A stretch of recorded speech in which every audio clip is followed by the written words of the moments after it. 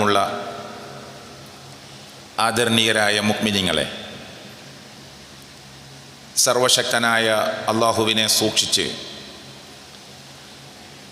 കഴിവിൻ്റെ പരമാവധി നല്ല മുഅ്മിനായി, മുസ്ലിമായി, മുത്തഖിയായി, മുഖ്ലിസായി ജീവിക്കാൻ സംസാരിക്കുന്ന ഞാനും കേൾക്കുന്ന നമ്മളിൽ ഓരോരുത്തരും ശ്രമിക്കണമെന്ന് ഞാൻ എന്നോടും നിങ്ങളോടും ഓർമ്മപ്പെടുത്തുകയാണ്, വസിയ്യത്ത് ചെയ്യുകയാണ്. മരിക്കുമ്പോൾ മുഅ്മിനായി മരിക്കാനുള്ള ഭാഗ്യം അള്ളാഹു നമുക്കെല്ലാവർക്കും പ്രദാനം ചെയ്യുമാറാകട്ടെ. മാനുഷികമായി സംഭവിക്കുന്ന എല്ലാ തെറ്റുകുറ്റങ്ങളും അള്ളാഹു നമുക്കെല്ലാവർക്കും പുറത്ത് മാപ്പ് നൽകുമാറാകട്ടെ. ചൂട് ശക്തിപ്പെടുകയാണ്. മഴ ഇടക്ക് വച്ച് ലഭിക്കുന്നുണ്ടെങ്കിലും ആളുകളുടെ സംസാരത്തിൽ ഒരാവി, ഭൂമിയിൽ നിന്നൊരാവി പുറത്തേക്ക് വരുന്നു. പലരും പറഞ്ഞു പോകുന്ന വാക്കാണ് സഹിക്കാൻ പറ്റുന്നില്ല ചൂട്. എന്തൊരു ചൂട്! ഇത് ഇന്നലകളിൽ ധാരാളമായി പറഞ്ഞ വാക്കാണ്. ഇടക്കാശ്വാസമായി ആകാശത്തിൻ്റെ മേലാപ്പിൽ നിന്ന് അല്പസമയം മഴയായി, വെള്ളമായി സർവശക്തനായ അള്ളാഹു വർഷിപ്പിച്ചു തന്നപ്പോൾ അല്പമൊന്ന് തണുത്തു എന്ന് ആശ്വസിച്ചവരും, അല്ല ചെറിയൊരു മഴ കിട്ടിയിട്ട് ചൂട് കൂടുകയാണ് ചെയ്തത് എന്ന് പറഞ്ഞവരുമൊക്കെയുണ്ട്. ഇതിൻ്റെ അർത്ഥം ചൂട് വർദ്ധിക്കുന്നു എന്നത് തന്നെയാണ്. 41 ഡിഗ്രി എന്നൊക്കെ കണക്കാക്കുമ്പോൾ ഏതൊരു മനുഷ്യനും സാധാരണ സംസാരത്തിൽ പോലും പറയുന്നു ഗൾഫ് നാടുകളിലെ ചൂടായി നമ്മുടെ നാട്ടിൽ. സൂര്യൻ ഇന്ന് നിൽക്കുന്ന റബ്ബ് വച്ചിരിക്കുന്ന സ്ഥലത്തു നിന്ന് അല്പം താഴോട്ടിറക്കിയാൽ മനുഷ്യൻ്റെ തലയോട്ടി പോലും ഉരുകി ഒലിക്കുന്ന ശക്തമായ ചൂടുണ്ടാകുമെന്ന് സൂര്യനെ നിരീക്ഷിക്കുന്ന, പഠിക്കുന്ന ആളുകൾ പറയുന്നു. ഇപ്പോൾ ഭൂമി എവിടെയാണോ, ഭൂമിയിൽ നിന്ന് എത്ര ദൂരമാണോ സൂര്യനിലേക്കുള്ളത്, അതിൽ നിന്ന് അല്പം താഴോട്ട് അള്ളാഹു ഇറക്കിയാൽ മനുഷ്യൻ്റെ തലയോട്ടി പോലും ഉരുകി ഒലിക്കാൻ മാത്രമുള്ള ശക്തമായ ചൂട്. ഇപ്പോൾ നിൽക്കുന്ന സ്ഥലത്തു നിന്ന് അല്പം മുകളിലേക്ക് ഉയർത്തിയാൽ മനുഷ്യന് ജീവിക്കാൻ പറ്റാത്ത അവസ്ഥയിലുള്ള തണുപ്പ്. ഇതൊക്കെ ഉണ്ടാകുമെന്ന് ഗവേഷണ നിരീക്ഷണ കേന്ദ്രങ്ങളെല്ലാം മനുഷ്യരോട് പറയുന്നു.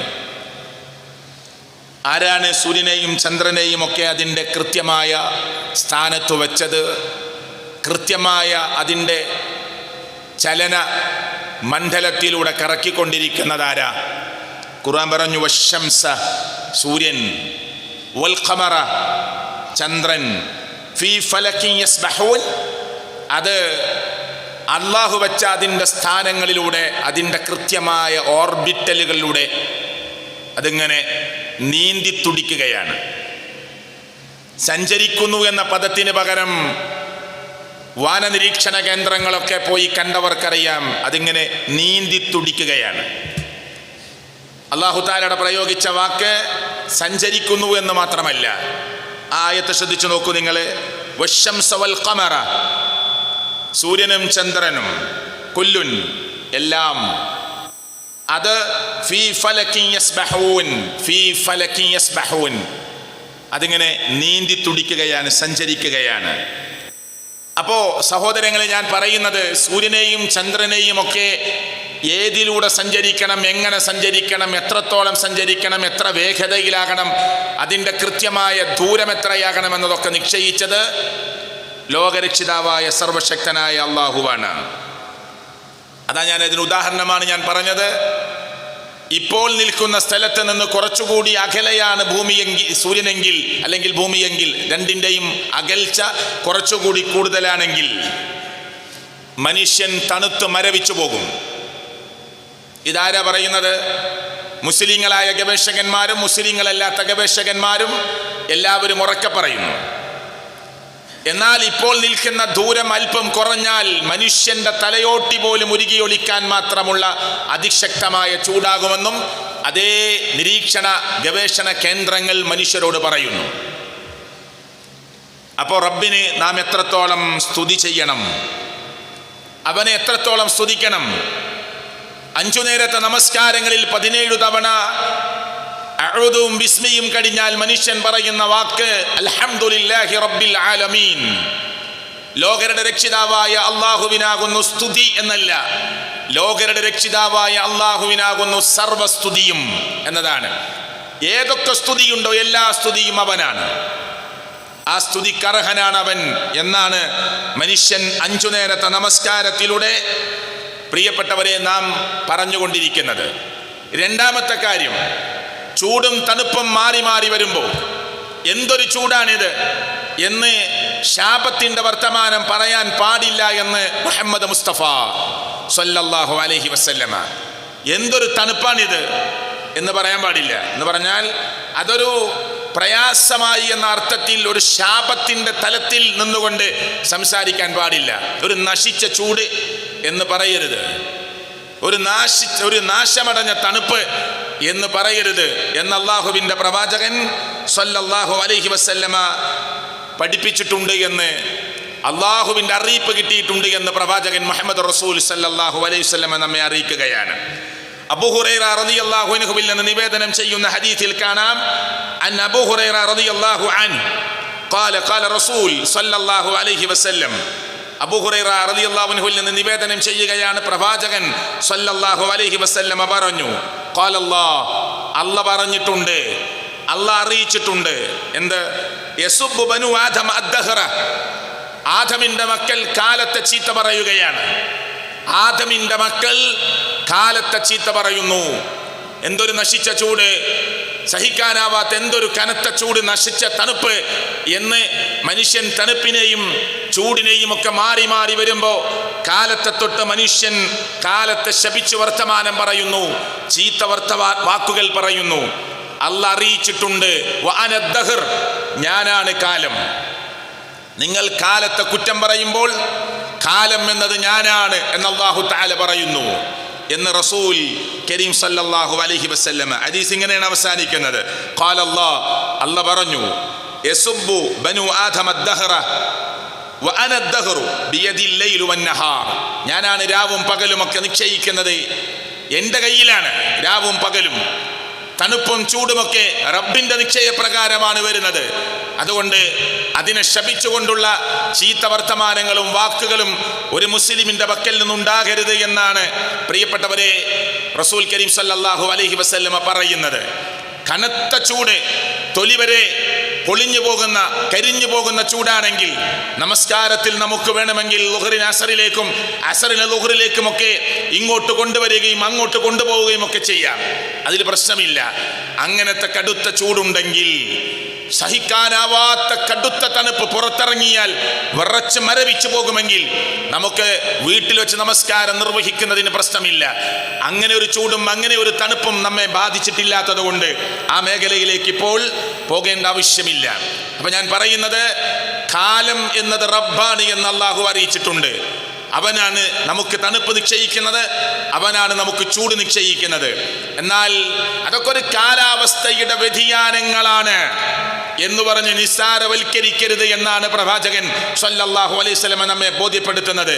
അതിൻ്റെ ശാസ്ത്രീയമായ വശങ്ങൾ, അതിൻ്റെ സയന്റിഫിക്കായ വശങ്ങൾ അതൊക്കെ ഉണ്ടാവാം. അതൊക്കെ കാലാവസ്ഥ നിരീക്ഷണ കേന്ദ്രങ്ങളിൽ നിന്ന് പല അറിയിപ്പുകളും വന്നേക്കാം. പക്ഷെ ഒരു മുസ്ലിം എന്ന നിലക്ക് അല്ലാഹു തആല ഈ ചൂടിനെ കുറിച്ച് എന്തു പറഞ്ഞു, ഈ തണുപ്പിനെ കുറിച്ച് എന്തു പറഞ്ഞിട്ടുണ്ട് എന്ന് അറിയുകയും പഠിക്കുകയും ചെയ്യേണ്ട ബാധ്യത എനിക്കും നിങ്ങൾക്കും ഉള്ളത് കൊണ്ട് പ്രവാചകൻ സല്ലല്ലാഹു അലൈഹി വസല്ലമ നമ്മെ പഠിപ്പിച്ചു തരുന്ന ഒരു ഹദീസ് ഇങ്ങനെയാണ്. അൻ അബീ ഹുറൈറ, അബൂ ഹുറൈറ റളിയല്ലാഹു അൻഹുവിൽ നിന്ന് നിവേദനം ചെയ്യുകയാണ്, അനിൻ നബി സല്ലല്ലാഹു അലൈഹി വസല്ലമ, പ്രവാചകനെ തൊട്ടുകൊണ്ട് ഈ മഹാനായ സഹാബി ഉദ്ധരിക്കുകയാണ്. ഖാല, അല്ലാഹുവിന്റെ പ്രവാചകൻ പറയുകയാണ്, എന്താണ്? ഇഷ്തഖത്തിൻ നാറു ഇലാ റബ്ബിഹാ, നരകം അവന്റെ റബ്ബിനോട്, നരകത്തെ സംവിധാനിച്ച റബ്ബിനോട് പരാതി പറയുകയാണ്, ആവലാതി പറയുകയാണ്. നരകം റബ്ബിനോട്, നരകം ഇപ്പോൾ ഉണ്ട്, സ്വർഗം ഇപ്പോൾ ഉണ്ട്. ആ നരകം റബ്ബിനോട് പരാതി പറയുന്നു. എന്താ പരാതി? ഫഖാലത്, നരകം അല്ലാഹുവിനോട് പറയുന്നു, റബ്ബി, എന്റെ റബ്ബേ, അഖല ബഅലി ബഅല, എന്റെ ചില ഭാഗങ്ങളെ ഭക്ഷിച്ചു കളയുകയാണ് അല്ലാഹുവേ. നരകം അല്ലാഹുവിനോട് പറയാണ്, എന്റെ ചില ഭാഗങ്ങൾ മറ്റു ചില ഭാഗത്തെ ഭക്ഷിച്ചു കളയുന്നു, തിന്നുകളയുന്നു എന്ന് നരകത്തെ സംവിധാനിച്ച റബ്ബിനോട് ആവലാതി പറയുന്നു, പരാതി പറയുന്നു. ഫഅദിന ലഹാ ബിനഫസൈനി, അപ്പോൾ അല്ലാഹു അതിന് 2 നിശ്വാസങ്ങൾ നൽകുകയാണ്. 2 നിശ്വാസങ്ങൾ നൽകാൻ അവസരം നൽകുകയാണ്, അനുവാദം കൊടുക്കുകയാണ്. എന്താണ്? ഒന്ന് ഏത് സമയത്താണ്? ഒന്ന് ശൈത്യകാലത്താണ്, ഒന്ന് ഉഷ്ണകാലത്താണ്. ശരി, ശൈത്യകാലത്തൊരു നിശ്വാസവും ഉഷ്ണകാലത്തൊരു നിശ്വാസവും ഒരു നെടുവീർപ്പ് എന്ന് നമ്മൾ പറയുന്നത് പോലെ അനുവദിച്ചു കൊടുക്കുന്നു അല്ലാഹ് എന്ന് മുഹമ്മദ് റസൂൽ സല്ലല്ലാഹു അലൈഹി വസല്ലം. നഫസിൻ ഫിശ്ശിതാ വനഫസിൻ ഫിസ്സൈഫ്, ഒന്ന് ഉഷ്ണകാലത്താണ്, ഒന്ന് ശൈത്യകാലത്താണ്. ഫഅശദ്ദു മാ തജിദൂന ഫിൽ ഹർരി فأشد ما تجدون في الحر وأشد ما تجدون من زمهرير എന്ന് പ്രവാചകൻ മുഹമ്മദ് മുസ്തഫ സല്ലല്ലാഹു അലൈഹി വസല്ലം.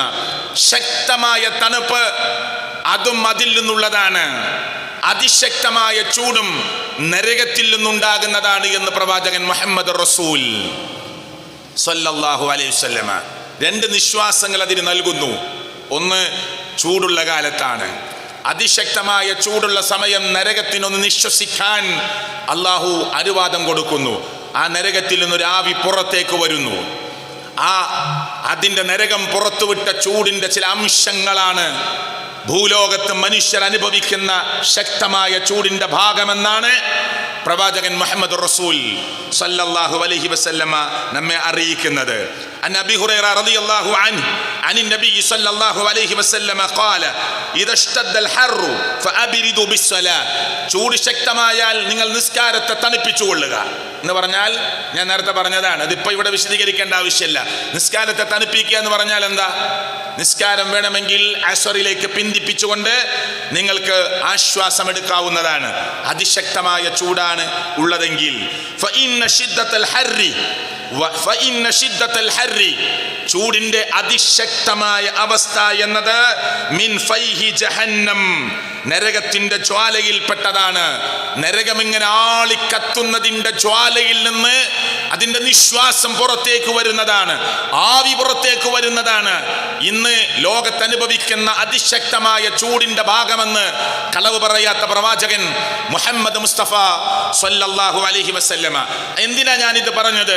ഈ ചൂട് പോലും നമുക്ക് സഹിക്കാൻ കഴിയുന്നില്ല എന്ന് ഞാനും നിങ്ങളും പറഞ്ഞു പോകുന്നു.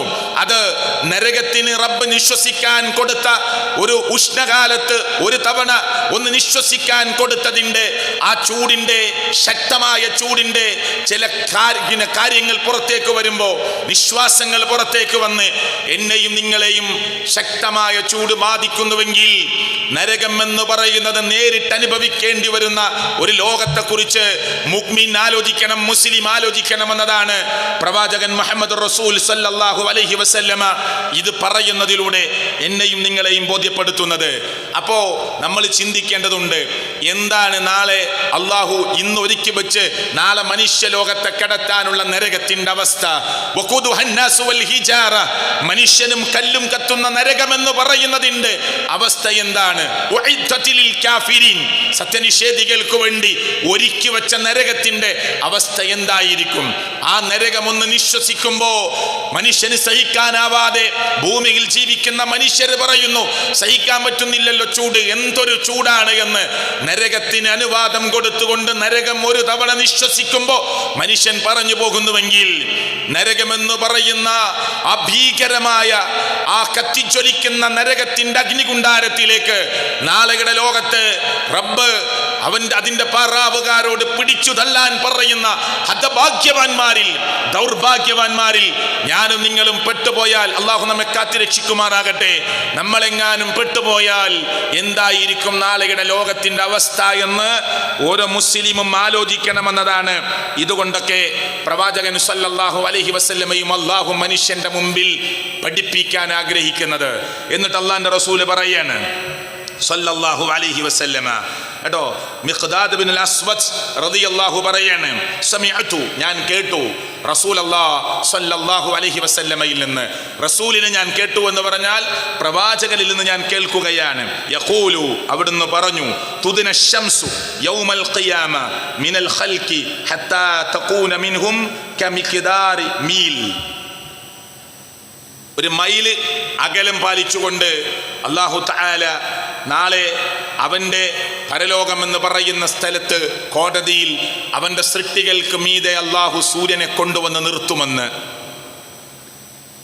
എന്നിട്ട് ഇതിനെ വിശദീകരിച്ച പണ്ഡിതന്മാർ പറഞ്ഞത്, ഇവിടെ ഈ മീല് കൊണ്ട് ഉദ്ദേശിച്ചത് എന്താണ്? അത് നമ്മളൊക്കെ മനസ്സിലാക്കുന്നത് പോലെ ഒരു മൈല് എന്നതാണോ? അല്ല, കണ്ണിൽ സുർമയിടാൻ ഉപയോഗിക്കുന്ന കോലിന് പറയുന്ന അത്ര അടുത്ത അളവാണോ?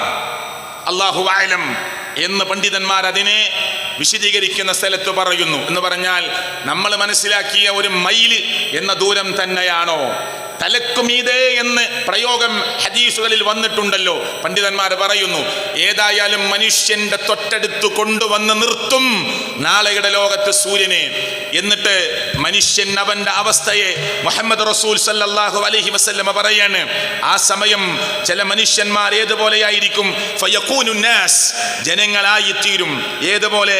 അലാ ഖദ്രി അമാലിഹിം ഫിൽ അറഖ് ഫമിൻഹും മൻ യകൂനു ഇലാ കഅബൈഹി, ചില ആളുകളുടെ നെരിയാണി വരെ വിയർപ്പിൽ മുങ്ങിക്കുളിച്ചിങ്ങനെ ഓരോരുത്തരുടെയും പ്രവർത്തനത്തിന്റെ തോതനുസരിച്ച് നാളെ റബ്ബിന്റെ അവൻ വിളിച്ചു ചേർത്ത മനുഷ്യർ ഒരുമിച്ചു കൂട്ടിയിട്ടുള്ള ആ മഹ്ശറയിൽ മനുഷ്യരെല്ലാവരും വന്നു നിൽക്കുമ്പോൾ ഓരോരുത്തരുടെയും അമലുകൾക്കനുസരിച്ച് കാലിന്റെ നെരിയാണി വരെ വിയർപ്പിൽ മുങ്ങി നിൽക്കുന്ന ആളുകൾ ഉണ്ടാകും. വമിൻഹും മൻ യകൂനു ഇലാ റുക്ബതൈഹി വമിൻഹും മൻ യകൂനു ഇലാ ഹഖവൈഹി വമിൻഹും മൻ യുൽജിംഹു അൽ അറഖു ഇൽജാമൻ. ഇങ്ങനെ ദീർഘമായ ഹദീസിൽ ആ കാര്യം വിശദീകരിച്ചു പോവുകയാണ് പ്രവാചകൻ സല്ലല്ലാഹു അലൈഹി വസല്ലമ. ചില ആളുകളുടെ പിന്നെ നെരിയാണി വരെ വിയർപ്പ്, ചില ആളുകൾ മുട്ടുകാല് വരെ വിയർപ്പ്, ചില ആളുകളുടെ അരവരെ വിയർപ്പിൽ, നെഞ്ചുവരെ, ഇങ്ങനെ മൂക്കുവരെ, ഈ വായ വരെ വിയർപ്പിൽ മുങ്ങി ബാലൻസ് തെറ്റി നിൽക്കുന്ന മനുഷ്യർ അവർ ചെയ്ത പ്രവർത്തനങ്ങളുടെ തോതനുസരിച്ച് വിചാരണയ്ക്ക് വേണ്ടി ഒരുമിച്ചു കൂടി നിൽക്കുന്ന, റബ്ബ് വിളിച്ച വിളിയാളം കേട്ടുകൊണ്ട് വന്നു നിൽക്കുന്ന അവന്റെ പ്രത്യേക കോടതിയിൽ ഉണ്ടാകുമെന്ന് അള്ളാഹുവിന്റെ പ്രവാചകൻ സ്വല്ലല്ലാഹു അലൈഹി വസല്ലമ എന്നെയും നിങ്ങളെയും ഓർമ്മപ്പെടുത്തുകയാണ്. അന്ന് റബ്ബ് തണലിട്ട് കൊടുക്കുന്ന ചില വിഭാഗമുണ്ട് എന്ന് റമദാനിലെ തറാവീഹ് നമസ്കാരം കഴിഞ്ഞ് നാം ഒരു ക്ലാസ് എടുത്തപ്പോ, അതല്ലെങ്കിൽ നിങ്ങൾ പലപ്പോഴായി അർശിന്റെ തണൽ ലഭിക്കുന്ന ആളുകളെ കുറിച്ചൊക്കെ കേട്ടതിൽ, ഈ സമയത്ത് ചില ആളുകൾക്ക് റബ്ബ് ഇങ്ങനെ പ്രത്യേക തണൽ വിരിച്ചു കൊടുക്കുകയാണ്. അത് സാന്ദർഭികമായി ഈ വിഷയത്തിലേക്ക് ചേർത്തി പറയേണ്ടത് കൊണ്ട് ഞാനൊന്ന് പെട്ടെന്ന് ഓടിച്ചു പോവുകയാണ്. അബൂ ഹുറൈറ റളിയല്ലാഹു അൻഹുവിൽ നിന്ന് നിവേദനം ചെയ്യുന്ന ഹദീസിൽ കാണാം, സബഅതുൻ, 7 വിഭാഗം ആളുകൾ, യുളില്ലുഹുമുല്ലാഹു തആല ഫീ ളില്ലിഹി യൗമ ലാ ളില്ല ഇല്ലാ ളില്ലുഹു, പടച്ചവന്റെ തണലല്ലാതെ ഒരു തണലും കിട്ടാത്ത ആ ദിവസം, ആ പ്രത്യേക സമയം 7 വിഭാഗം ആളുകൾക്ക് റബ്ബ് ഈ നെരിയാണി വരെ, മുട്ടുകാല് വരെ, ഊര വരെ, നെഞ്ചിടം വരെ, കഴുത്തുവരെ, മൂക്കത്തോളം വിയർപ്പിൽ മുങ്ങിക്കുളിച്ച് നിൽക്കുന്ന, റബ്ബ് വിളിച്ച വിളിയാളത്തിന് ഉത്തരം നൽകി എല്ലാ മനുഷ്യരും വന്നു നിൽക്കുന്ന, അമലുകൾക്കനുസരിച്ച് ഇങ്ങനെ വിയർപ്പിൽ മുങ്ങിക്കുളിച്ച് നിൽക്കുന്ന പ്രത്യേകമായ ആ സമയത്ത് ഒരു തണലും കിട്ടാത്ത നേരം റബ്ബ് പ്രത്യേകമായ തണലിട്ട് കൊടുക്കും. ആർക്ക്? 7 വിഭാഗം ആളുകൾക്ക്. അതിൽ ഒന്നാരാണ്? ഞാൻ വേഗം പറഞ്ഞു പോവുകയാണ്. ഇമാമുൻ ആദിൽ, ഒന്ന് നീതിമാനായ ഇമാമാണ്, ഭരണാധികാരിയാണ്. അത് ഇസ്ലാമിക ഭരണമുണ്ടെങ്കിൽ അവിടുത്തെ ഭരണാധികാരി നീതിമാനാകണം. വിശദീകരിക്കാൻ സമയമില്ല. നമ്മൾ ഒരു ചെറിയ പ്രസ്ഥാനത്തിൻ്റെ നേതാക്കന്മാരാണെങ്കിൽ അതിൽ നീതിമാനായിരിക്കണം. ഒരു ക്ലബിൻ്റെ ലീഡറാണെങ്കിൽ നീതിമാനായിരിക്കണം. ഒരു പള്ളിയുടെ ഉത്തരവാദിത്തം വഹിക്കുന്ന ആള് നീതിമാനായിരിക്കണം. ഒരു സാംസ്കാരിക കേന്ദ്രത്തിന്റെ ഉത്തരവാദിത്തം വഹിക്കുന്ന ആള് നീതിമാനായിരിക്കണം. അങ്ങനെ തനിക്കേൽപ്പിക്കപ്പെട്ട ഉത്തരവാദിത്തത്തിൽ നീതിപൂർവമായ നീതിനിഷ്ഠമായ കാര്യങ്ങൾ നിർവഹിക്കുന്ന ആളുകളായി മാറണം. അവർക്ക് അള്ളാഹുവിന്റെ അർശിന്റെ തണലുണ്ട്. അള്ളാഹു അനുഗ്രഹിക്കുമാറാകട്ടെ. അപ്പൊ ഒന്ന് ഇമാമുൻ ആജിൽ, രണ്ട് അള്ളാഹുവിന് ഇബാദത്ത് ചെയ്ത് ജീവിച്ച യുവാവ്. അവിടെ വയസ്സായ ആളെ എടുത്തു പറയുന്നില്ല. റബ്ബ് അനുഗ്രഹിച്ച് പ്രായം അങ്ങോട്ടെത്താൻ പറ്റുമെങ്കിൽ നിങ്ങൾക്കും ആ യൗവനം കിട്ടിയിട്ടുണ്ട്. അതുകൊണ്ട് പിന്നെ യൗവനം കഴിഞ്ഞിട്ടാണല്ലോ പ്രായമാകുന്നത്. അതുകൊണ്ട് യൗവനത്തെ റബ്ബ് എടുത്തു പറയുകയാണ്.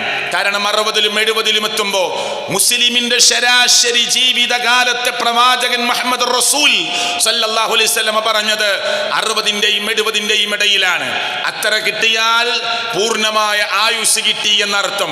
70-ന്റെ മുകളിൽ കിട്ടിയാൽ ബോണസ് കിട്ടിയതാണ് എന്ന് അള്ളാഹുവിന്റെ പ്രവാചകൻ സല്ലല്ലാഹു അലൈഹി വസല്ലം പഠിപ്പിക്കുകയാണ്.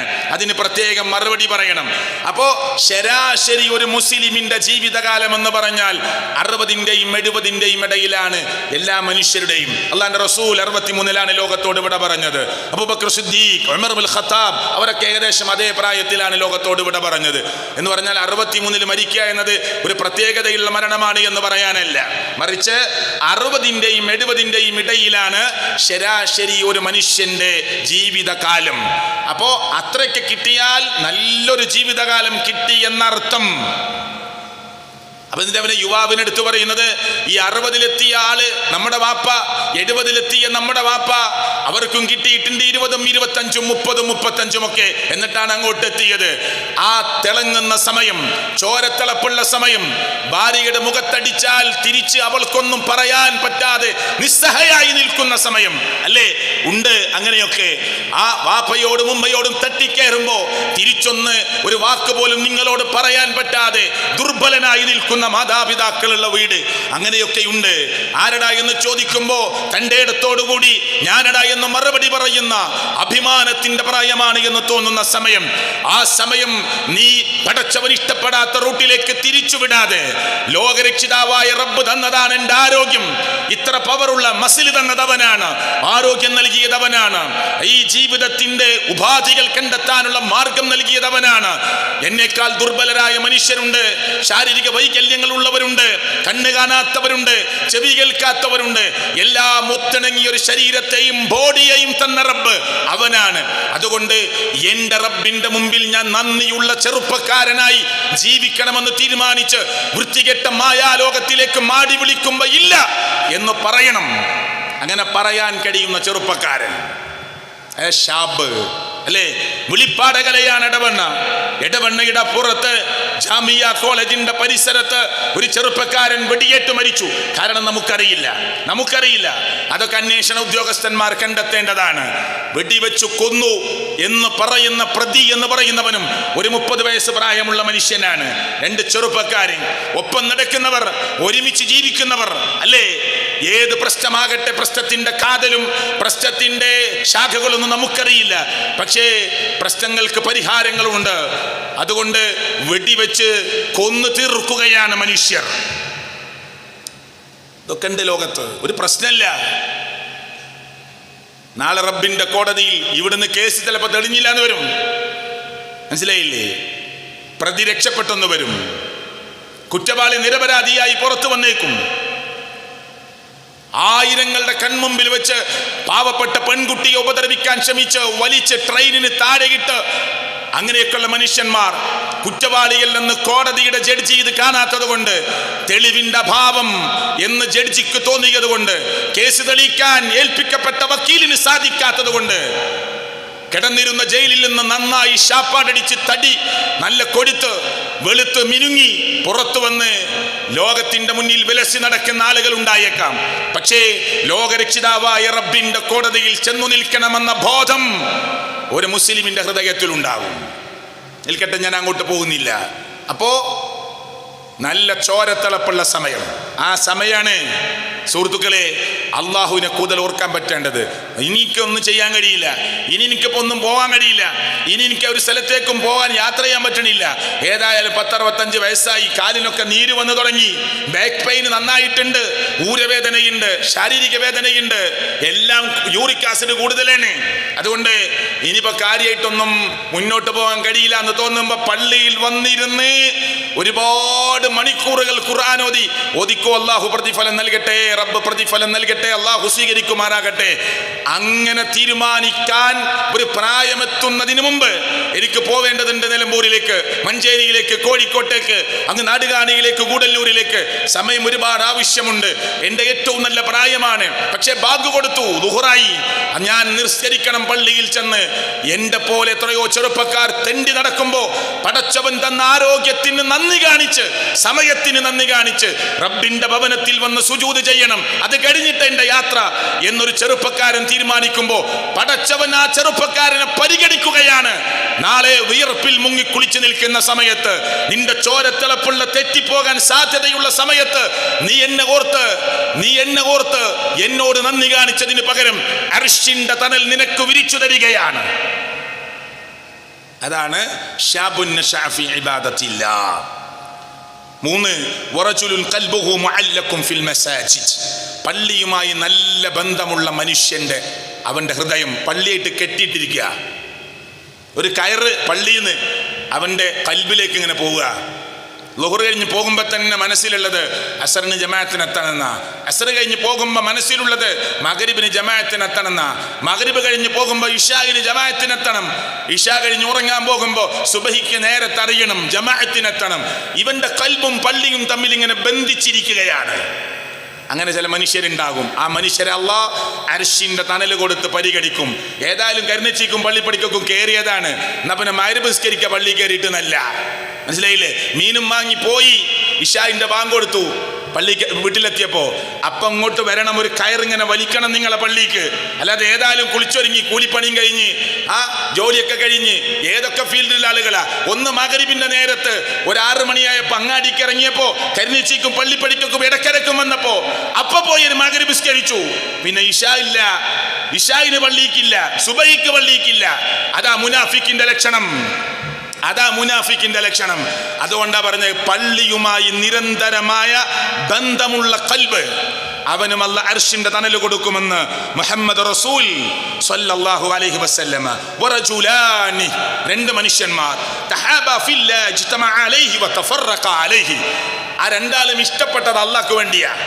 ഞാൻ ഒരാളെ ഇഷ്ടപ്പെട്ടത് അള്ളാഹ്ക്ക് വേണ്ടിയാ. ഞാൻ പറയണം, നിന്നെ ഞാൻ ഇഷ്ടപ്പെടുന്നത് അള്ളാഹുവിന് വേണ്ടിയാണ്, പടച്ചോന്റെ ദീനിന് വേണ്ടിയിട്ടാണ് നിന്നെ ഇഷ്ടപ്പെട്ടത്. വേറെ നിന്നെ ചുറ്റിപ്പറ്റിയൊന്നും വാങ്ങാനില്ല കേട്ടോ, നിന്നെ ചുറ്റിപ്പറ്റിയൊന്നും നേടാനില്ല. പിന്നെ ഇങ്ങനെ കുറുങ്ങി നിന്നത് എന്തെങ്കിലും ലാഭം ഉണ്ടാക്കാനില്ല. നിന്നെ ഞാൻ ഇഷ്ടപ്പെട്ടത് അള്ളാഹുവിന് വേണ്ടിയാണ്. ഇനി നിന്നോട് ഞാൻ മാറി നിൽക്കുന്നു, നിന്നെ വേറിട്ട് നിൽക്കണമെന്ന് തോന്നുന്നു, നിന്നോട് താൽക്കാലികമായി രാജി പറയണമെന്ന് തോന്നുന്നു, അതും അള്ളാഹുവിന് വേണ്ടിയാണ്. നീ ശരിയാവാത്തത് കൊണ്ട്, നിന്റെ വൃത്തികെട്ട സ്വഭാവം മാറാത്തത് കൊണ്ട്, നീ പടച്ചവൻ ഇഷ്ടപ്പെടാത്തത് ചെയ്യുന്നത് കണ്ടിട്ട് ഉപദേശിച്ചിട്ട് ശരിയാവാത്തത് കൊണ്ട് നിന്നോട് രാജി പറയേണ്ടി വരുന്നു. ഒരു മനുഷ്യനോട് വേർപെടേണ്ടി വരുന്നതും അള്ളാഹുവിന് വേണ്ടിയാകണം. ഒരു മനുഷ്യനെ ഇഷ്ടപ്പെട്ടതും അള്ളാഹുവിന് വേണ്ടിയാകണം. അർശിന്റെ തണലുണ്ട് എന്ന് മുഹമ്മദ് മുസ്തഫ സ്വല്ലല്ലാഹു അലൈഹി വസല്ലമ. വറജുലുൻ ദഅതുഹു, ഒരു മനുഷ്യൻ, ആ മനുഷ്യനെ ക്ഷണിച്ചു. ആര്? ഇംറഅത്തുൻ, ഒരു പെണ്ണ്, ദാത്തു മൻസിബിൻ വജമാലിൻ, നല്ല കുലീന കുടുംബത്തിൽ തെണ്ടി നടക്കുന്ന ഒരു പെണ്ണൊന്നുമല്ല. അങ്ങാടിയിൽ ഇങ്ങനെ 24 hours രാത്രിയും പകലും വ്യത്യാസമല്ലാതെ തെരുവിൽ തെണ്ടി നടക്കുന്ന ഒരു പെണ്ണല്ല. നല്ല കുലീന കുടുംബത്തിൽപ്പെട്ട പെണ്ണ്, ആരും ആ പെണ്ണിനെ തെറ്റിദ്ധരിച്ചിട്ടില്ലാത്ത പെണ്ണ്, മാന്യതയാണ് എന്ന് വിചാരിക്കുന്ന ഒരു സ്ത്രീ, നല്ല സൗന്ദര്യവതിയായ ഒരു പെണ്ണ് നിന്നെ ക്ഷണിച്ചു. വാ എൻ്റെ വീട്ടിലേക്ക്, ആരുമില്ല എൻ്റെ വീട്ടിൽ, നീ വിളിക്ക് ഞാൻ വരാം എന്ന് പറഞ്ഞു. ഭർത്താവില്ല എൻ്റെ വീട്ടിൽ ഉമ്മയില്ല, വാപ്പയില്ല, കുലീന കുടുംബത്തിൽപ്പെട്ട അതേ നല്ല സൗന്ദര്യവതിയായ ഒരു പെണ്ണ് തിന്മയിലേക്ക് നിന്നെ ക്ഷണിച്ചപ്പോ ആ മനുഷ്യൻ പറഞ്ഞു, ഫഖാല ഇന്നി അഖാഫുല്ലാഹ്, എനിക്ക് പേടിയാണ് അല്ലാഹുവിനെ, എനിക്ക് അല്ലാഹുവിനെ പേടിയാണ്.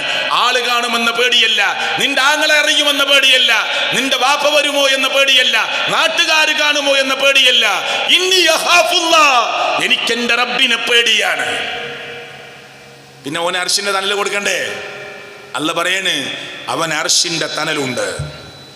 വറജുലുൻ തസദ്ദഖ ബിസ്വദഖത്തിൻ ഫഅഖ്ഫാഹാ ഹത്താ ലാ തഅലമ ശിമാലുഹു മാ തുൻഫിഖു യമീനുഹു.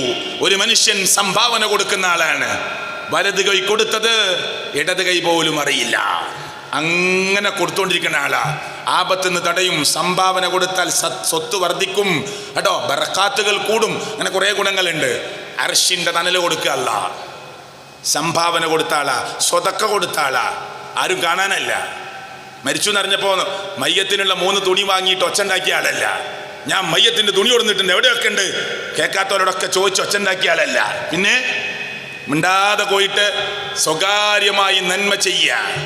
വലത് കൈ കൊടുത്തത് ഇടത് കൈ പോലും അറിയാതെ സ്വതക്ക കൊടുത്തോണ്ടിരിക്കുക.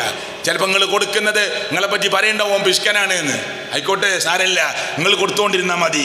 ആരും അറിയണമെന്നില്ല. പത്രത്തിൽ, താളുകളിൽ, പേജുകളിൽ നമ്മുടെ ഫോട്ടോ വരണമെന്നില്ല. പൂച്ചെണ്ടുകളും പൂമാലകളും ഇട്ട് നമ്മെ സ്വീകരിക്കണമെന്നില്ല. പക്ഷെ റബ്ബിന്റെ മാർഗത്തിൽ സ്വകാര്യമായി ധാരാളമായി സംഭാവനകൾ ചെയ്യുക. അവന് അർശിന്റെ തണലുണ്ട്. ഏഴാമത്തത് വറജുലുൻ ദക്കറല്ലാഹ ഖാലിയഹ്.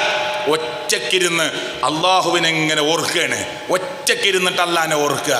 ഫഫാലത്ത് ഐനാ, എന്നിട്ട് കണ്ണിങ്ങനെ നിറഞ്ഞൊഴുകുക. ഒറ്റക്കിരുന്ന് കരഞ്ഞതാണ്. എന്തേ കരയുന്നത്? ഒന്നുമില്ല. ഭാര്യ ചോദിച്ചു, എന്തിനാ നിങ്ങൾ രാത്രി 3 മണിക്ക് കരയുന്നത്? ഒന്നുമില്ല. പിന്നെ എന്തേ നിങ്ങൾ പറയണം? എനിക്ക് വിഷമാകുന്നുണ്ട്. ഞാൻ പരലോകത്തെ ഓർത്തിട്ട് കരഞ്ഞതാ, ഞാൻ സ്വർഗത്തെ ഓർത്തിട്ട് കരഞ്ഞതാ, ഞാൻ നരകത്തെ ഓർത്തിട്ട് കരഞ്ഞതാ. ഈ കരുന്നച്ചി സലഫി മസ്ജിദിൽ വന്നു ചേർന്നവരെ, നമ്മുടെ ഭാര്യ ഏതെങ്കിലും ഒരു ദിവസം നമ്മളോട് ചോദിച്ചിട്ടുണ്ടോ ഇങ്ങനെ? നമ്മുടെ ഭാര്യയോട് നമ്മൾ ചോദിച്ചിട്ടുണ്ടോ ഇങ്ങനെ? എന്തിനാ നീ കരയുന്നത് ഈ നട്ടപ്പാതിരാക്ക്? അല്ലെങ്കിൽ സുബഹിയോടടുത്ത സമയം 4 മണിക്കും 3 മണിക്കും 4:30ക്കും എണീറ്റ് നീ എന്തിനാ ഈ നിസ്കാരപ്പായയിൽ ഇരുന്ന് കരയുന്നത് എന്ന് ചോദിച്ചപ്പോ, നരകമെന്ന് പറയുന്ന കത്തിജ്വലിക്കുന്ന അഗ്നിയെ ആലോചിച്ച് സഹിക്കാനാവുന്നില്ല എന്റെ മനസ്സിന്, വിങ്ങിപ്പൊട്ടിപ്പോയതാണ്. സ്വർഗമെന്ന് പറയുന്ന ആകാശഭൂമിയോളം വിശാലമായ സ്വർഗീയ ലോകത്തെ ആലോചിച്ചിട്ട് കരഞ്ഞുപോയതാണ്. കിട്ടാതെ പോകുമോ ചാൻസ് എന്ന് ആലോചിച്ച് വിങ്ങിപ്പോയതാണ് എന്ന മറുപടി ഭാര്യയിൽ നിന്ന് ഭർത്താവിനും, ഭർത്താവിന് ഭാര്യയിൽ നിന്നും, ഭാര്യയ്ക്ക് ഭർത്താവിൽ നിന്നുമൊക്കെ കേൾക്കാൻ, അങ്ങോട്ടും ഇങ്ങോട്ടും പറയാനും അറിയാനും അവസരമുണ്ടായിട്ടുണ്ടോ എങ്കിൽ അതൊരു ശുഭ സൂചനയാണ്, ഒരു ശുഭ സൂചനയാണ് എന്ന് നമ്മൾ ഓർക്കുക. അള്ളാഹു അനുഗ്രഹിക്കുമാറാകട്ടെ. അപ്പോ ചൂടും ശക്തമായി വരുമ്പോ നരകത്തോർക്കണമെന്നാണ് ഞാൻ ഈ ഖുതുബയിൽ പറഞ്ഞത്. ആ പരലോകത്തോർക്കണം. ആ പരലോകത്തെ ഓർക്കുന്ന സമയം നമ്മുടെ മനസ്സിലേക്ക് വരേണ്ടത് ആർക്കാണ്? അള്ളാഹു കടുത്ത ചൂടും കടുത്ത വേദനയും സമ്മാനിച്ചു നിൽക്കുന്ന ഒരു പരലോക ദിനത്തിൽ ആർക്കല്ലാഹു തണല് കൊടുക്കുമെന്ന് പറഞ്ഞ ഭാഗമാണ് ഹദീസിൽ നിന്ന് നമ്മൾ കേട്ടത്. റസൂൽ കരീം സല്ലല്ലാഹു അലൈഹി വസല്ലമ മറ്റൊരു ഹദീസിൽ ഇങ്ങനെ കൂടി പറഞ്ഞു, യഖൂലു, അല്ലാഹുവിന്റെ റസൂൽ പറയുകയാണ്, കുല്ലുംറിഇൻ ഫീ ദില്ലി സ്വദഖതിഹി, ഓരോ മനുഷ്യനും അവന്റെ സ്വദഖയുടെ തണലിലായിരിക്കും നാളെ പരലോകത്ത്. അങ്ങനെ അത് പ്രത്യേകം പറഞ്ഞു. 7 കാര്യം പറഞ്ഞിട്ട് പിന്നെ അല്ലാഹുവിന്റെ റസൂൽ ഒന്ന് വേറെ ഹദീസിൽ എടുത്തു പറയാണ്. എന്ത്? അവൻ ചെയ്ത സ്വദഖയുടെ തണലിലായിരിക്കും ഓരോ മനുഷ്യനും പരലോകത്ത്. അങ്ങനെ നമ്മൾ കൊടുത്ത സ്വദഖക്ക് ഒരു തണലാക്കി അല്ലാഹു തരുന്നു. നാളെ പരലോകത്ത് എല്ലാവരും ഇങ്ങനെ ചുട്ടുപൊള്ളി വേദനിച്ച് വേർത്ത് കുളിച്ച് നിൽക്കുമ്പോൾ ഓരോ മനുഷ്യരും അവർ നൽകിയ സ്വദഖയുടെ സംഭാവനയുടെ തണലിലായിരിക്കുമെന്ന് കളവ് പറയാത്ത മുഹമ്മദ് മുസ്തഫ സല്ലല്ലാഹു അലൈഹി വസല്ലമ. അതുകൊണ്ട് ആ തണലൊക്കെ കിട്ടാൻ വല്ല ചാൻസും എൻ്റെ ഭാഗത്തുണ്ടാകുമോ, എനിക്കുണ്ടാകുമോ എന്നതാണ് ഞാനും നിങ്ങളുമൊക്കെ ആലോചിക്കേണ്ടത്, നമ്മൾ ചിന്തിക്കേണ്ടത്. കാരണം ഞാൻ ഒരു പണക്കാരനല്ല, അങ്ങനെയാണ് നമ്മളൊക്കെ ആലോചിക്കുക. ഞാൻ വലിയ പൈസക്കാരനൊന്നുമല്ല. പക്ഷേ എൻ്റെ കയ്യിലുള്ള 1000 500 എൻ്റെ കയ്യിലുള്ള 100 അതിൻ്റെ ഒരംശം, ഇത്ര ശതമാനം, അതിനേക്കാൾ വേദനിക്കുന്ന ഒരു മനുഷ്യന് സ്വകാര്യമായി കൈമാറാൻ എനിക്ക് സാധിച്ചിട്ടുണ്ടോ എന്ന് കണ്ണീരിൽ കുളിച്ചു നിൽക്കുന്ന ഒരു മനുഷ്യൻ്റെ കണ്ണുനീര് സ്വാന്തനത്തിൻ്റെ വർത്തമാനം പറഞ്ഞ് ആ സമാശ്വാസത്തിൻ്റെ ഒരു ചെറിയ സംഖ്യ കയ്യിലേൽപ്പിച്ച് ആ കണ്ണുനീർ തുടച്ചു മാറ്റാൻ സാധിച്ചിട്ടുണ്ടോ? ഹോസ്പിറ്റലിൻ്റെ വരാന്തയിൽ കാത്തുനിന്ന് എന്തു ചെയ്യണമെന്നറിയാതെ ഉമ്മയെക്കുറിച്ച് ആലോചിച്ച് നിൽക്കുന്നവനോട്, ഉപ്പയെക്കുറിച്ച് ആലോചിച്ച് നിൽക്കുന്നവനോട് ഒരു ഫോൺ കോൾ, ആശ്വാസത്തിൻ്റെ ഒരു ഫോൺ കോൾ ഒന്നും കൊടുക്കാൻ കഴിയില്ലെങ്കിലും പ്രിയപ്പെട്ടവരെ എന്തു ചെയ്തു, എന്താക്കും, എങ്ങനെ മുന്നോട്ട് പോകും, നമുക്കൊന്ന് ഇറങ്ങി നോക്കണോ? ആരോടെങ്കിലും ഒന്ന് രണ്ട് വ്യക്തികളോട് ചോദിച്ചു നോക്കണോ? എൻ്റെ കയ്യിൽ ക്യാഷായിട്ടില്ല, ഞാനൊന്ന് ഇറങ്ങണോ എന്നൊരു സമാധാനത്തിൻ്റെ വാക്ക് പർവ്വതം കത്തി നിൽക്കുന്നത് പോലെ കത്തിജ്വലിച്ചു നിൽക്കുന്ന കൽബിനുള്ളിലേക്ക് ലോഡ് കണക്കിന് വെള്ളമൊടിച്ച് തണുപ്പിക്കുന്നത് പോലെ സമാധാനത്തിന്റെ കുളിർമയേകുന്ന വർത്തമാനമാണത്. കൊടുക്കാൻ പറ്റിയിട്ടുണ്ടോ? നമുക്ക് ഉണ്ടോ? അതൊക്കെ നമ്മൾ ആലോചിക്കുക. എന്നിട്ട് ശരി, എത്ര വേണം?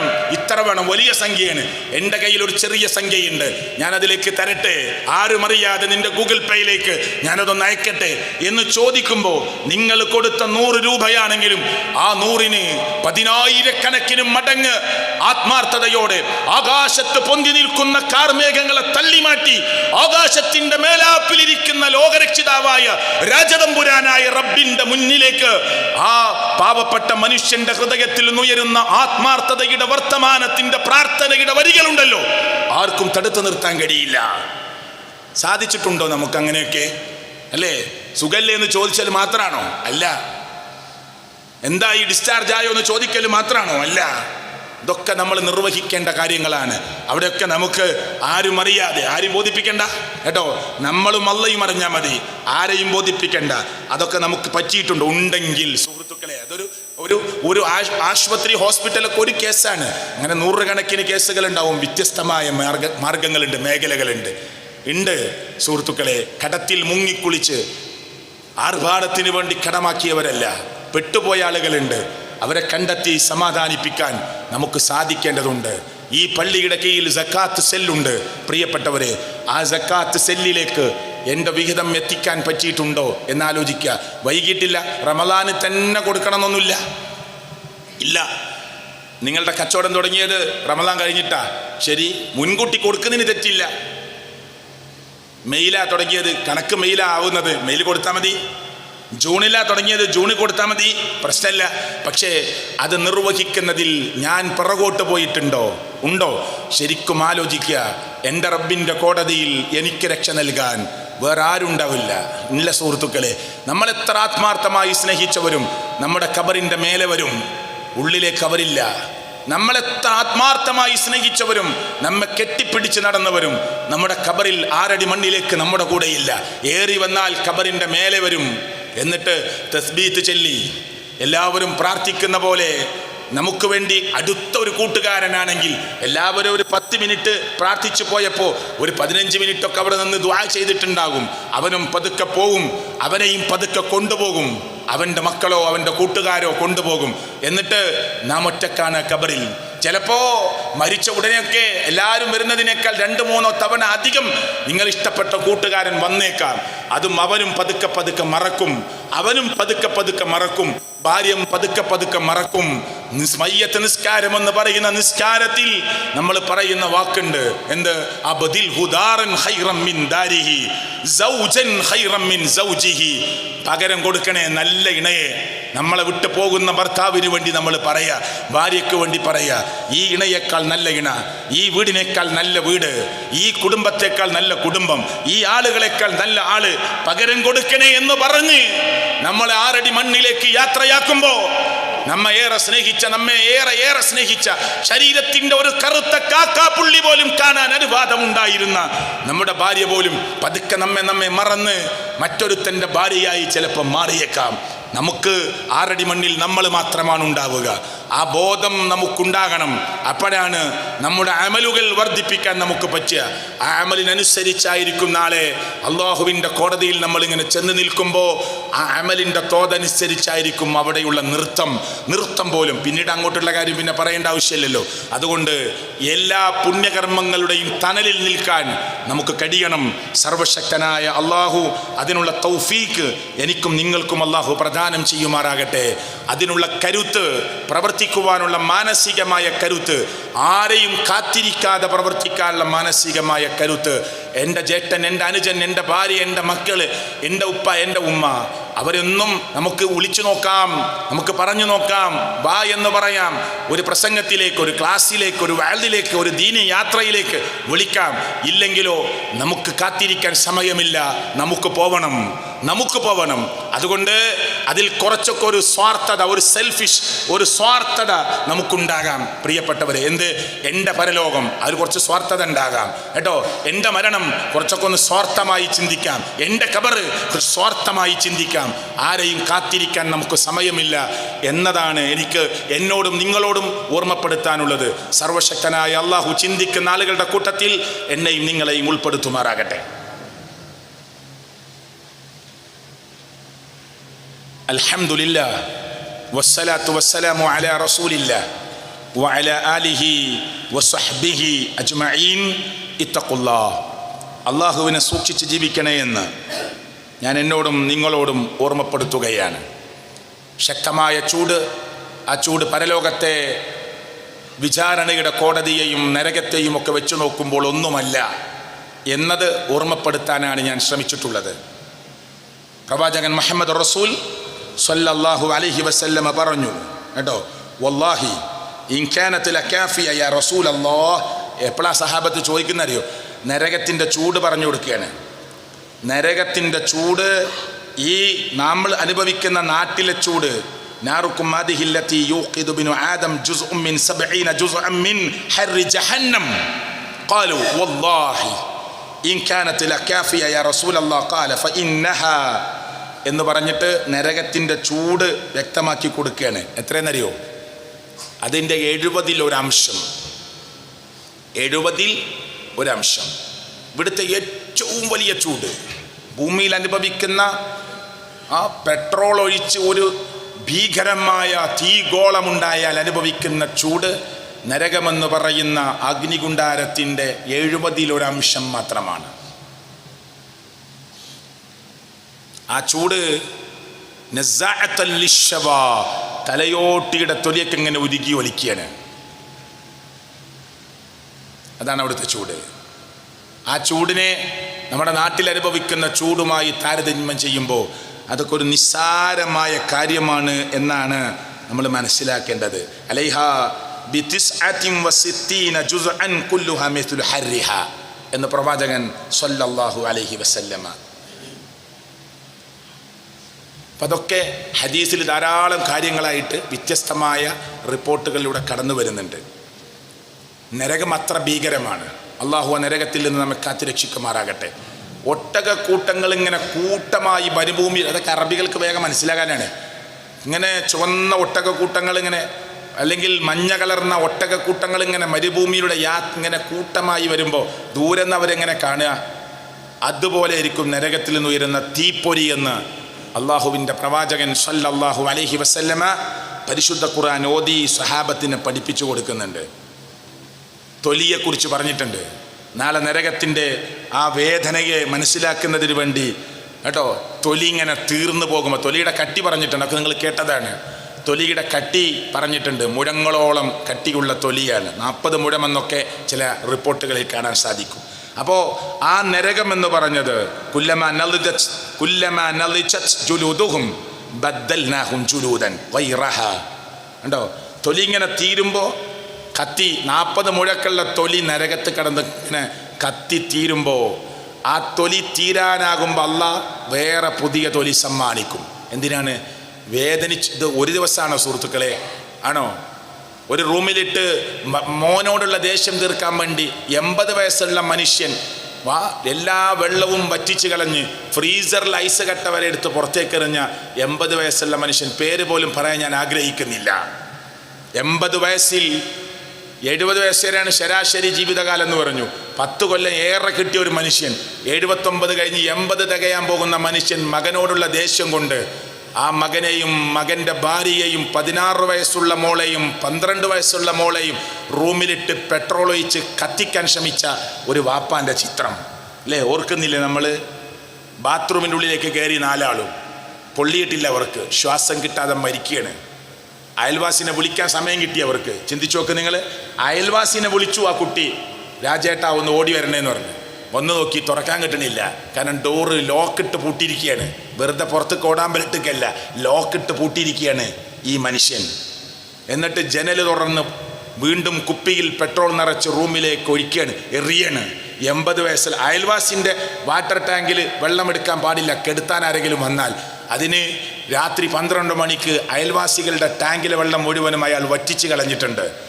80 വയസ്സുള്ള മനുഷ്യൻ ഒരു സിനിമ സ്റ്റൈൽ പ്ലാനിങ് നടത്തിയിട്ട് തൻ്റെ മകനെയും മരുമകളെയും 2 മക്കളെയും കൊന്നു തീർക്കുക. എന്നിട്ട് മയ്യത്തെടുക്കാൻ കയറിയവർ പറഞ്ഞെന്താ അറിയോ? ഈ 4 മനുഷ്യരും ബാത്റൂമിൽ ഇങ്ങനെ കെട്ടിപ്പിടിച്ചാണ് കടന്നിരുന്നത്. 16 വയസ്സുള്ള മോളെ വാപ്പാൻ്റെ നെഞ്ചിലേക്ക് ചേർത്ത് പിടിച്ച്, 12 വയസ്സുള്ള മോളെ മറുനെഞ്ചിലേക്ക് ചേർത്ത് പിടിച്ച്, ഭാര്യയെ കോർത്തു പിടിച്ച് 4 പേരും ഈ വാപ്പയുടെ കൈയിനുള്ളിൽ ഇങ്ങനെ 3 പേരും വാപ്പയും അടക്കം മരിച്ചു വീണ് കിടക്കുന്ന ദയനീയമായ രംഗം. കാരണം സമയമേറെ കഴിഞ്ഞിട്ടാണ് പുറത്തെടുക്കുന്നത്. അതുകൊണ്ട് കൈയൊക്കെ ബലപ്പെട്ട് കിടക്കുകയാണ്. ഈ 3 മനുഷ്യ ശരീരങ്ങളെയും മനുഷ്യൻ ചേർത്തു പിടിച്ച് മരിച്ചു കിടക്കുന്ന രംഗം നിങ്ങൾ ആലോചിക്ക്. ഇതൊക്കെ എന്തിൻ്റെ പേരിലാ? ഈ റൂം കത്തുമ്പോൾ ബാത്റൂമിൽ കയറി ഒളിക്കാമെന്ന് വിചാരിച്ച് അവിടെയെങ്കിലും രക്ഷ കിട്ടുമോ, അവർക്ക് തീയെത്തൂല എന്ന് വിചാരിച്ച് കയറിയതാ. പുകഞ്ഞിട്ട് ശ്വാസം കിട്ടാതെ മരിച്ചു പോവുകയാണ് അല്ലേ? എന്തൊക്കെ മറുപടി പറയണം മനുഷ്യലോകം. ഒരു ഗുഡ്സിൽ ഭാര്യനെയും കുട്ടിനെയും കയറ്റിയിരുത്തിയിട്ട് അടിയിൽ ബോംബ് വെച്ച് തകർക്കുകയാണ് മറ്റൊരു ഡ്രൈവർ. ഇതൊക്കെ കേൾക്കുന്നുണ്ട്. ലോക്കിട്ട് പൂട്ടുന്നു. ഒരു ഗുഡ്സ് എന്ന വാഹനത്തിൽ നിന്ന് ചാടാൻ പറ്റാതെ തൻ്റെ കൂടെ കിടന്ന സഹധർമ്മിണിയും പിഞ്ചു പൈതലും പെടയുന്ന രംഗം ഇതൊക്കെ നമ്മൾ വായിച്ചിട്ടുണ്ട് അല്ലേ? ഉണ്ട്. അങ്ങനെ പല പല വാർത്തകളുണ്ട് സുഹൃത്തുക്കളെ, പല പല വാർത്തകളുണ്ട്. മനുഷ്യ ജീവന് യാതൊരു വിലയും കൽപ്പിക്കാത്ത പുതിയ ലോകം. MDMA എന്ന് പറയുന്ന മാരകമായ മയക്കുമരുന്നിൻ്റെ വിപത്തിൽ, അതിൻ്റെ ഏറ്റവും വലിയ കെടുതിയിൽ ഈ മുസ്ലിം ഉമ്മത്ത് വീണുകൊണ്ടിരിക്കുക. മറ്റുള്ളവരെ കുറിച്ച് ഞാൻ പറയണില്ല. മുസ്ലിം ഉമ്മത്ത് വീണുകൊണ്ടിരിക്കുക. ഇപ്പോൾ ഇടവണ്ണക്കടുത്ത് മരിച്ചു വീണതും MDMAക്ക് പ്രശ്നമുണ്ടാക്കിയതിൻ്റെ പേരിലാണ് എന്ന് പറയപ്പെടുന്നു. അത് പറയപ്പെടുന്നുവെന്ന് പറഞ്ഞത് ഞാനതിൻ്റെ അന്വേഷണ ഉദ്യോഗസ്ഥനല്ല. അന്വേഷണ റിപ്പോർട്ടുകൾ പുറത്തു വന്ന് അതേ പബ്ലിഷ് ചെയ്തിട്ടില്ല. അതുകൊണ്ട് ഈ കേട്ടുകേൾവിയെ നമുക്ക് പറയപ്പെടുന്നുവെന്ന് മാത്രമേ പറയാനാവുകയുള്ളൂ. അല്ലാഹു അഅലം. പക്ഷേ നമ്മുടെ മക്കൾ, പ്രിയപ്പെട്ടവരെ, മുസ്ലിം പെൺകുട്ടികൾ വരെ ഈ MDMA എന്ന് പറയുന്ന മാരകമായ അതീവ ഗുരുതരമായ ഇത്രത്തോളം വിപത്തുണ്ടാക്കുന്ന ഒരു ലഹരിയും ലോകത്തിൻ്റെ മുമ്പിൽ വന്നിട്ടില്ല. ഇനി ചിലപ്പോൾ വന്നേക്കാം. ഇത്രത്തോളം കടുത്ത പ്രശ്നമുണ്ടാക്കുന്ന ഒരു ലഹരിയും ലോകത്ത് വന്നിട്ടില്ല. അത്ര മാരകമായ ലഹരിക്ക് മുസ്ലിം പെൺകുട്ടികൾ വരെ അടിമപ്പെട്ടുകൊണ്ടിരിക്കുന്നു എന്ന വാർത്ത നമ്മൾ കേൾക്കുകയാണ്. എത്ര പറഞ്ഞിട്ടും കേൾക്കാതെ ചെവി ഈയമുരുക്കി അടച്ചു കളഞ്ഞതുപോലെ മനുഷ്യലോകം കേൾക്കുന്നില്ല, മനസ്സിലാക്കുന്നില്ല. ഉപദേശിക്കാൻ ചെല്ലുന്നവരോട് തട്ടിക്കയറി സംസാരിക്കുന്നവർ അല്ലേ? എല്ലാ ഉപദേശങ്ങളെയും പുറങ്കാലുകൊണ്ട് തട്ടി ചവപ്പിന്നെ എന്താ പറയാ, വേസ്റ്റ് ഭാഗത്തേക്ക് തട്ടിക്കളയുന്നവർ, ചവറുകളെ പോലെ നീക്കിക്കളയുന്നവർ, അവർ നാളെ അനുഭവിക്കേണ്ടി വരുന്ന വേദനാജനകമായ ഒരു നരകം അത് നമ്മൾ ഓർക്കണമെന്ന് മാത്രമാണ് ഞാൻ ഈ പറഞ്ഞതിൻ്റെ ലക്ഷ്യം. അള്ളാഹു നമ്മുടെ മക്കളെ കാത്തുരക്ഷിക്കുമാറാകട്ടെ. കാരണം ലഹരി ഏത് പേരിട്ടും മാറി മാറി വരാമെന്ന് പറഞ്ഞത് ഹബീബുന റസൂൽ കരീം സല്ലല്ലാഹു അലൈഹി വസല്ലമയാണ്. ഇപ്പോൾ കഞ്ചാവ് ഒരു കൃഷി ഉണ്ടാക്കണം, അതിനൊരു പ്രത്യേക സ്ഥലം വേണം, രഹസ്യമായിട്ട് കൃഷി ഉണ്ടാക്കണം. ഈ മാരകമായ MDMA പോലെയുള്ള സാധനം ഒരു അടുക്കളയിൽ, ഒരു 10 ബെഡ്റൂമിൽ, അല്ലെങ്കിൽ ഒരു 5 റൂമിൽ ഒരു സ്റ്റവും ഒരു ഗ്യാസൊക്കെ വെക്കാനുള്ള ഒരു ചെറിയ കിച്ചൺ കിട്ടിയാൽ അവിടെ ഉണ്ടാക്കിയെടുക്കുന്ന മാരകമായ ലഹരിയാണ് MDMA പോലെയുള്ള ലഹരി. അത് ഒരു തരി നമ്മുടെ പെൺകുട്ടിയുടെ ജ്യൂസിലോ അവൾ ഉപയോഗിക്കുന്ന വെള്ളത്തിലോ എത്തി അവളുടെ ശരീരത്തിലേക്ക് എത്തിയാൽ കാമുകന്മാർ മാടി വിളിക്കുന്ന ഭാഗത്തേക്ക് ഒരു നിർബന്ധത്തിൻ്റെ വിളി വരുന്നതിന് മുമ്പ്, അതേ നിർബന്ധത്തിൻ്റെ വിളി വരുന്നതിന് മുമ്പ് അവരുടെ ഒന്നാമത്തെ വിളിയിൽ തന്നെ വാപ്പയെയും ഉമ്മയെയും സർവരെയും വിട്ട് നടന്നു പോകാൻ തയ്യാറാകുന്ന മാരകമായ ലഹരിയിലേക്ക് ഈ പുതുതലമുറ നടന്നു പോകുന്നു എന്ന് ഓർമ്മപ്പെടുത്താനാണ് ഞാനിത് പറഞ്ഞിട്ടുള്ളത്. അല്ലാഹു തആല എന്നെയും നിങ്ങളെയും നമ്മുടെ മക്കളെയും നമ്മുടെ നാടിനെയും നമ്മുടെ സമൂഹത്തെയും കാത്തുരക്ഷിക്കുമാറാകട്ടെ. ഇവിടെ ഇരിക്കുന്ന ചെറുപ്പക്കാർ, ക്ലബിന് വേണ്ടി ശബ്ദമുണ്ടാക്കുന്നവർ, നാടിന് വേണ്ടി ശബ്ദമുണ്ടാക്കുന്നവർ അല്ലേ, കളിക്ക് വേണ്ടി ശബ്ദമുണ്ടാക്കുന്നവർ, ഫുട്ബോളിന് ഫുട്ബോളിൻ്റെ അരങ്ങ് തകർക്കുന്നവർ, അതൊക്കെ ആവാം. ഇസ്ലാമിൻ്റെ പരിധിക്കുള്ളിൽ നിന്നുകൊണ്ട് എതിർക്കുന്നില്ല. വിനോദം ഇസ്ലാം അനുവദിച്ചതാണ്. അത്ര കണ്ടൊന്നും പ്രാധാന്യം നാട്ടിനെ വിഴുങ്ങിക്കളയുന്ന ഈ ലഹരിക്കെതിരെ നിങ്ങൾ ശബ്ദിക്കുന്നുണ്ടോ എന്നത് നമ്മളോട് ചോദിക്കേണ്ട ചോദ്യമാണ്. ഞാൻ ആവർത്തിക്കുകയാണ്. ക്ലബിന് വേണ്ടി കാണിക്കുന്ന ഉത്സാഹം, അല്ലേ, ഫുട്ബോളിന് വേണ്ടി കാണിക്കുന്ന ഉത്സാഹം, ക്രിക്കറ്റിന് വേണ്ടി കാണിക്കുന്ന ഉത്സാഹം, ടർഫുകൾക്ക് വേണ്ടി കാണിക്കുന്ന ഉത്സാഹം, അതേ നമ്മുടെ വിനോദത്തിന് വേണ്ടി നാം കാണിക്കുന്ന പ്രാധാന്യം, നമ്മുടെ കച്ചവടത്തിന് വേണ്ടി നാം കാണിക്കുന്ന പ്രാധാന്യം, അത്രയുടെ പ്രാധാന്യത്തിന്റെ ഏതെങ്കിലും ഒരു അംശം ഈ നാടിന്റെ മക്കൾ, പുതുതലമുറ നശിച്ചു പോകരുത് എന്ന നിലക്ക് നാം യോഗം ചേരാറുണ്ടോ, ഇരിക്കാറുണ്ടോ, സംസാരിക്കാറുണ്ടോ, കൂടിയിരിക്കാറുണ്ടോ എന്നത് ഇന്നത്തെ ഖുതുബ കഴിഞ്ഞു പോകുന്ന ചെറുപ്പക്കാർ അവനവനോട് ചോദിക്കണമെന്ന് കൂടി ഞാൻ ഓർമ്മപ്പെടുത്തുന്നു. അള്ളാഹു ചിന്തിക്കുന്ന ആളുകളുടെ കൂട്ടത്തിൽ എന്നെയും നിങ്ങളെയും ഉൾപ്പെടുത്തുമാറാകട്ടെ. കുല്ലു മുസ്കിരിൻ ഹറാം, കുല്ലു മുസ്കിരിൻ ഹറാം, കുല്ലു മുസ്കിരിൻ ഹറാം.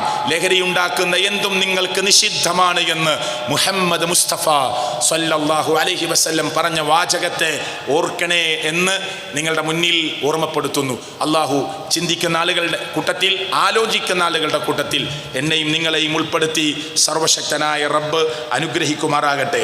അതിശക്തമായ ചൂട് വർദ്ധിച്ചുകൊണ്ടിരിക്കുമ്പോൾ ഇത് അല്ലാഹുവിൻ്റെ പരീക്ഷണമാണ്, ഓർമ്മപ്പെടുത്തലാണ് എന്ന് തിരിച്ചറിഞ്ഞ് കാലത്തെ ശപിക്കാതെ, ദിവസത്തെ ശപിക്കാതെ, സമയത്തെ ശപിക്കാതെ പടച്ചവന് ശുക്ർ ചെയ്യാൻ, അള്ളാഹുവിനെ സ്തുതിക്കാൻ, അള്ളാഹുവിനെ ഓർക്കാൻ, അവനെ പ്രകീർത്തിക്കാൻ സാധിക്കുന്ന മുഅ്മിനീങ്ങളുടെ കൂട്ടത്തിൽ അള്ളാഹു നമ്മെ ഉൾപ്പെടുത്തുമാറാകട്ടെ. വരാനിരിക്കുന്ന നരകമെന്ന് പറയുന്ന കത്തിജ്വലിക്കുന്ന നരകത്തെ താരതമ്യം ചെയ്തുകൊണ്ട് ഈ ചൂട് സാരമല്ല, വരാനിരിക്കുന്ന ചൂടാണ് എനിക്ക് പ്രശ്നമെന്ന് തിരിച്ചറിയാൻ സാധിക്കുന്ന മനസ്സ് അള്ളാഹു നമുക്ക് പ്രദാനം ചെയ്യുമാറാകട്ടെ. നമ്മുടെ മക്കളിൽ, നമ്മുടെ പെൺമക്കളിൽ, നമ്മുടെ ആൺമക്കളിൽ, അതേ ടീനേജ് പ്രായത്തിലെത്തിയവർ, കോളേജിൽ പഠിക്കുന്നവർ, ഹൈസ്കൂളിൽ പഠിക്കുന്നവർ, ഹയർ സെക്കൻഡറിയിൽ പഠിക്കുന്നവർ, അതുപോലെ തന്നെ പ്രൈമറി തലത്തിലൊക്കെ പഠിക്കുന്ന മക്കൾ, എല്ലാ സ്ഥലങ്ങളിലും എല്ലാ വിഭാഗത്തിലും പഠിക്കുന്ന നമ്മുടെ മക്കളെ, നമ്മുടെ അയൽപ്പക്കക്കാരുടെ മക്കളെ, ഈ പള്ളി മഹലിലെ നിവാസികളുടെ മക്കളെ അള്ളാഹു അവരെയൊക്കെ കാത്ത് രക്ഷിച്ച് ഹിദായത്തിൻ്റെ സത്യമാർഗത്തിൽ ഉറപ്പിച്ചു നിർത്തി അതിന് പറ്റാവുന്ന വിധത്തിൽ ക്ലാസ്സുകളും പള്ളിയുമായി കേന്ദ്രീകരിച്ചുകൊണ്ട് അവരെ നന്മയുടെ മക്കളാക്കി അള്ളാഹു മാറ്റി അനുഗ്രഹിക്കുമാറാകട്ടെ. അള്ളാഹുവെ, ഞങ്ങളിൽ നിന്ന് വന്നുപോയ ചെറുതും വലുതുമായ എല്ലാ തെറ്റുകുറ്റങ്ങളും ഞങ്ങൾക്ക് നീ പുറത്തു മാപ്പ് നൽകണേ.